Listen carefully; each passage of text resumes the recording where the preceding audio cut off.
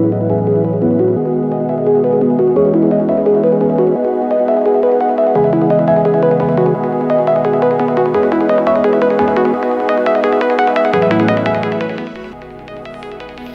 what you're looking at is a Rowsfire. It's called the A106 Pro, but this is something new. It's basically a light overhead panel for Airbus. And I must say, never thought I'd be impressed, but I actually am impressed with this thing and the way it looks and the quality of it. It's actually very nice. So basically it's an overhead panel for an Airbus. It's a light version, so it doesn't have all the buttons, but it has all the main buttons that you need to run an Airbus. Basically you have your ADIRs here, you have your GPWS, you have your oxygen, you have your APU master, start, bleed, you have your fuel pumps, and you have your electric battery 1 and 2. Also have your AC packs, your anti-ice.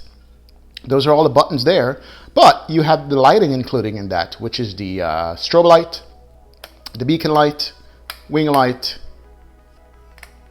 nav light, 3-position switch, runway turn-offs, landing light, and also have your nose wheel light. And then you have your cabin signs included in that. Seatbelt, no smoking, and also your emergency light to arm and your flight attendant call button. So it has all the things that us simmers normally use in flight simming. It's a light panel. Now, you know, the ADIRS should have 3 buttons. It only has 1.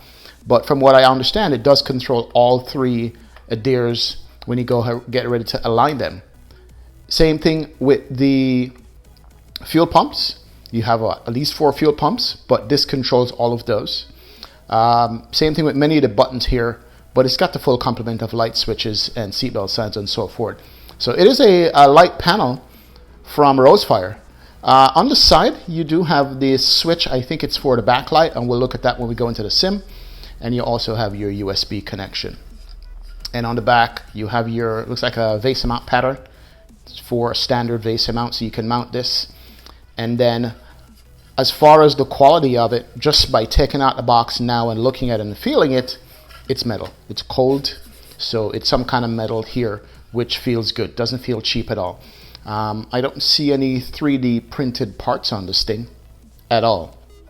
It just feels right, looks good, and I can't wait to get this into the sim and try it out. I mean, we have seen many products come out so far for Airbus as far as lighting and so forth, but this is the first time on the channel we're looking at one that has more functionality in one panel. As far as the size of the panel is concerned, I mean, we're looking at approximately 4 inches by 8, about a 4 by 8, 4 inches by 8 inches, and it's not too heavy, less than 5 pounds. So the challenge, though, as I see right away, is how do you mount this thing in your sim? It does not come with any mounting hardware. So that's one issue that I find. There's no mounting hardware and there's no screws, so you're going to have to find screws that actually fits in here for it to work. It's really not for the desktop, but you could put it on your desktop and make it work, maybe with sticky-sided tape, or you screw it down, or Velcro.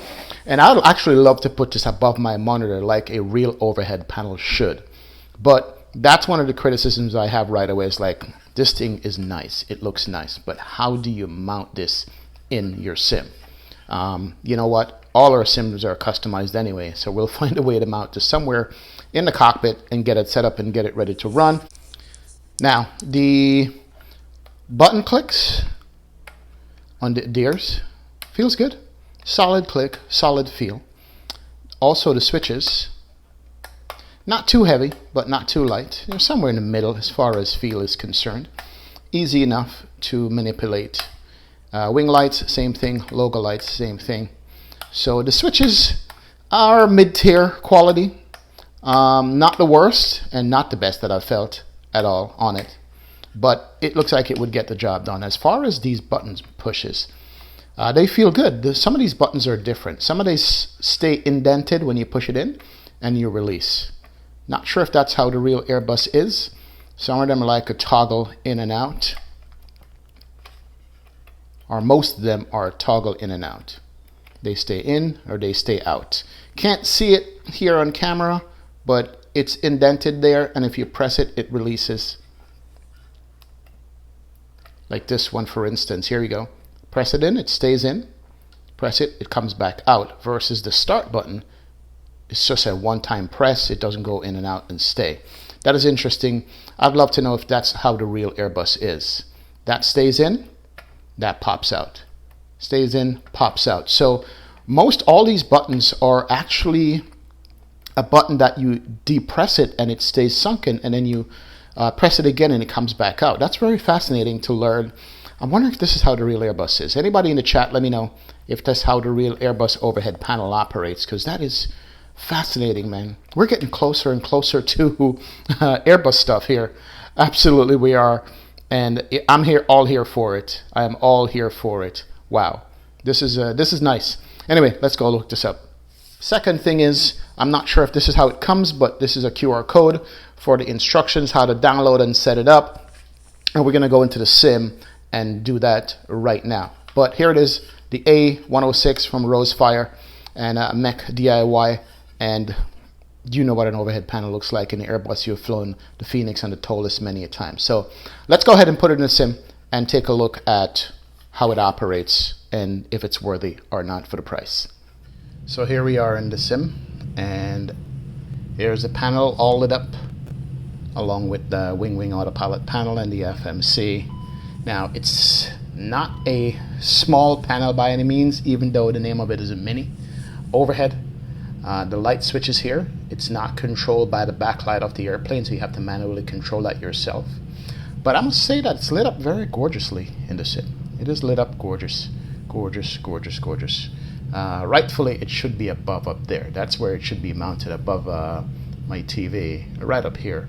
But it's looking good. It actually looks very nice. Just that I'm going to have to find a good real estate space to put this. If not, mount it on top up here, and I'll work on that. But let's go see the functionality of it and what it takes to make this thing work with the simulator itself. Now, here are good things I like about this. For instance, when you press the master APU, you will get that secondary lighting in the back that says on or off. Also, same thing with start. That's starting the APU, and then when the bleed is available, you can get the APU bleed to come on, which is pretty nice. Same thing with fuel pumps. You could tell that the fuel pumps are off, and it's got really nice backlighting. That's battery 1 and 2, fuel pump are off, and so forth. External power is not available right now, so you won't see it. But the anti-ice, same thing, backlit, nice blue. Wing lights is fault. We'll turn that off. We're just creating faults all over the airplane that's running. Crew supply, same thing, that shows you on and off. With Airbus, you know, if there's no lights, that means everything is working properly. GPWS, same thing. It's got it all. It does work. I love that. Call button does work. You can hear it. Yep, call button does work. ADIRs work as well. Let's take a quick look at the lighting itself. So you have the runway turn-offs here. That works in the sim. You have the strobe on and off. That's good. 3-way position. Same thing with the beacon lights. Wing lights. Same thing. Nav and logo lights. Same thing. You have the taxi light. Good. And of course the land lights with retract, position and off. 3-stage switches, and all that stuff works as well. And also you have the seatbelt sign. Does work. No smoking. Does work. And of course the emergency light arm on and off, and the attendant call button. All work. I love that it's already pre-programmed with MobiFlight to work. My only criticism is that I wish it had its own software, that for people who don't use MobiFlight, they would not be forced to use something like this. But hey, you know, it is what it is. I wish it had its own software. Let's go ahead and do APU master. We're going to turn that on there. As you can tell, the APU light is on in the sim, and the APU light is on here. And then we can go ahead and hit the start button. There it is, and the start button now is lit up green. We'll wait for that to happen. The ADIR will work 3 at a time. So if we go ahead and go to, right now it's in a nav position. If we go to attain all 3 moves, the ATT, you're going to get the fault because the airplane is running.